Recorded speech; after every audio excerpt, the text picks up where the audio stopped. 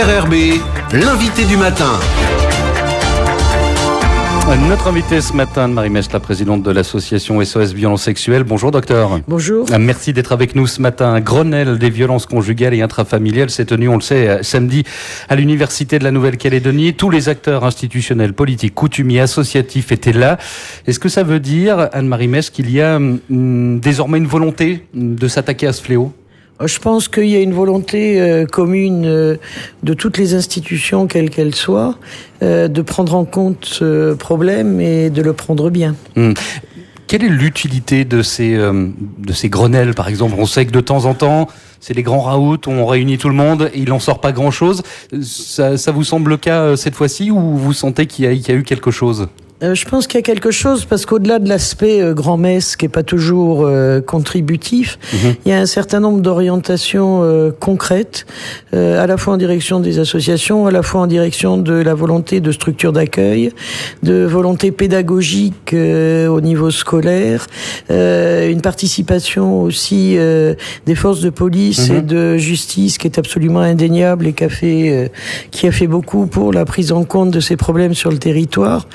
Donc on sent quand même plus qu'un frémissement, mais une vraie volonté de prendre en compte la réalité de ces problèmes comme ils doivent l'être. En tant que présidente d'association, est-ce que vous attendiez de ce Grenelle des mesures annoncées ? Est-ce que vous semblez ça va dans le bon sens ou Ça va dans le bon sens. Bon, d'un autre côté, il faut avoir la lucidité de se dire qu'on n'a pas de baguette magique et qu'on va pas éradiquer ces problèmes qui existent. Je dis pas depuis des siècles, mais globalement quand même, quoi. Donc le fait qu'il y ait cette conscientisation collective, qu'on ose en parler, qu'on mette sur la table des propositions claires, concrètes, dont certaines auront peut-être des limites, mais enfin au moins ça a le mérite vis-à-vis de la population en général, de poser les interdits et de dire juste c'est pas possible, il faut pas faire. On va détailler un peu quelques-unes des propositions et des nouveaux dispositifs. Alors il y a le téléphone grand danger, un mobile qui permet aux victimes d'alerter les autorités. C'est quelque chose qui peut fonctionner. Ça peut être aidant. En sachant qu'il y en a que 3 qui seront disponibles en Nouvelle-Calédonie, que c'est dans le cadre d'une procédure, mais c'est un outil de plus. Comme les bracelets anti-rapprochement, après un jugement pour que les femmes puissent signaler d'emblée si des mesures d'interdiction ne sont pas respectées. Ce sont aussi des outils qui peuvent être utiles. Les saisies d'armes à feu au domicile des conjoints violents, là vous êtes un peu plus réservé, j'allais dire. Les saisies d'armes, je suis un peu dubitative parce qu'un couteau de cuisine peut être une arme par destination et rien n'empêche, si on a récupéré le couteau de cuisine, d'aller en acheter un dans le magasin d'à côté. Donc là, ça part d'un bon sentiment. En termes d'efficience, je sais pas, je suis un peu dubitative. Là. Nouveau centre d'accueil annoncé par la province sud. Nouveau centre d'accueil, ça c'est indispensable, effectivement, pour permettre un sas et puis de rebondir sur des projets, une autonomie économique et un accompagnement qui permet à la famille de se reconstruire. Vous parliez tout à l'heure de la justice.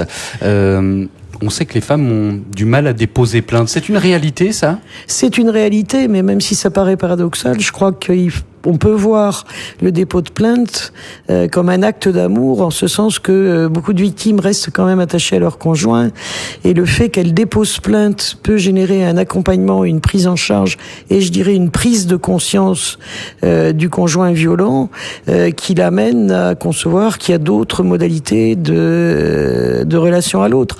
Alors il y en a qui resteront bétail et on n'en tirera rien, mais dans nombre de cas, et en plus il faut sortir de l'équation je porte plainte qui finit au camp Est. Oui. Parce qu'il y a énormément... C'est pas une réalité, ça. C'est pas une réalité du tout. Il y a plein d'alternatives à l'incarcération, de façon à pouvoir à la fois mettre la femme et les enfants en protection et accompagner le mis en cause. Je dis pas sur le chemin de la rédemption, mais des fois quand même.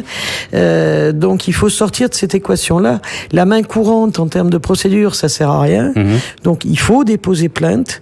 Il faut sortir. Ah oui, mais si je porte plainte, il va faire ci, il va faire ça. Non, il n'ira pas au camp Est de façon mathématique non plus.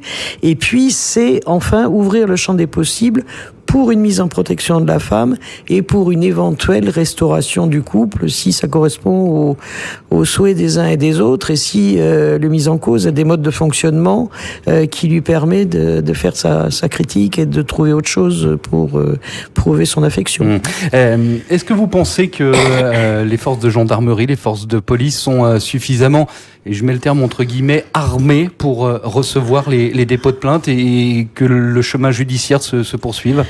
Je pense qu'ils peuvent avoir besoin de soutien, ils peuvent avoir besoin d'un étayage en termes de formation. Ils peuvent aussi, par moment, alors c'est pas une exonération, mais c'est vrai que quelquefois certaines victimes vont porter plainte, puis la retirent, puis la reposent, puis la retirent. Et c'est vrai que dans certains cas, ça peut humainement parlant, générer une lassitude, ce qui n'est pas forcément recevable, et j'en suis tout à fait consciente, mais je crois qu'il faut effectivement étayer leur formation dans ce domaine-là et qu'ils se sentent également soutenus. Plus de 1200 plaintes cette année selon les chiffres qui ont été déposés. C'est autant que dans le département des Yvelines qui compte 1 700 000 habitants. On en est arrivé là comment, Anne-Marie Mestre ? On en est arrivé là, je crois qu'il y a deux, c'est toujours ce qu'on dit, c'est-à-dire qu'il y a ce qui existait et ce qui était révélé. Et c'est vrai que maintenant, il y a eu une appropriation de la parole par les victimes qui osent dénoncer des faits qui étaient occultés antérieurement. Oui. Donc c'est vrai. Pourquoi est-ce qu'ils étaient occultés ? On s'est posé la question. On s'est posé la question, on n'a pas forcément toutes les réponses. Mais c'est vrai que dans l'inconscient collectif, le fait de se faire damer par son conjoint, il y avait une certaine logique et un certain fatalisme. De plus en plus, les prises de parole sur ce thème ont démontré que juste c'était totalement anormal et qu'il y avait des moyens de s'en sortir et qu'il y avait des moyens de se défendre. Et donc maintenant, les victimes, quelles qu'elles soient, des hommes, des femmes, parce que on parle de violences faites aux femmes, mais il y a les violences conjugales qui peuvent concerner aussi les hommes, les couples homosexuels et autres. Il n'y a pas d'exclusif dans ces modes de fonctionnement traumatisants. Et donc maintenant, les personnes s'autorisent à prendre la parole en disant juste j'en peux plus, aidez-moi. Soyons précis, docteur Anne-Marie Mestre. Quand on parle de violence conjugale intrafamiliale, on ne parle pas que de violence physique, c'est pas simplement la claque. C'est pas simplement l'asticage, ça peut être des violences psychologiques avec des techniques d'humiliation absolue, ça peut être des violences économiques comme le fait de ne pas donner à l'autre s'il travaille pas ou de lui racketter son salaire. Voilà, ça peut le champ des possibles est infini. Et le champ des possibles existe en Calédonie. Et le champ des possibles existe en Calédonie, dans toutes les ethnies. Il n'y a pas non plus de sacralisation ethnique à avoir.